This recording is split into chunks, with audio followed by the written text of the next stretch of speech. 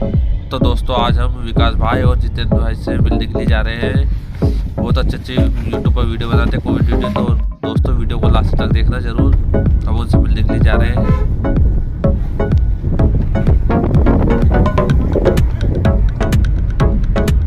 तो हम ये देखेंगे यूट्यूब पर वीडियो कैसे बनाते हैं, किस तरीके बनाते हैं, किस टाइप में बनाते हैं, मतलब कि थोड़ा वीडियो देखें। चलिए हमारे साथ वीडियो पर बने रहे, ठीक है दोस्तों। तो फाइनल दोस्तों वहाँ पे पहुँचने वाले और देखना थोड़ी देर बाद हम वीडियो शूट करेंगे। शूट वीडियो के लिए आए हैं हम यहाँ पर, तो वीडियो देखिए। अरे सेठ जी कोई अच्छी सी जींस दिखा दो। अरे भैया को जींस दिखाओ।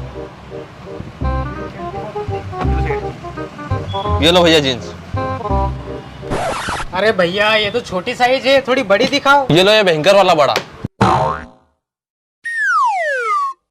अरे ये भी छोटा है रे, थोड़ा बड़ा दिखा। ला रहे 40 वाला ला तो। ये ले भाई, ये 40 कमर, इसमें तू क्या तेरा बाप भी आ जाएगा। अरे तुझे समझ नहीं आ रही, और बड़ा दिखा। बेटा राहुल भाई के लिए घाघरे ला।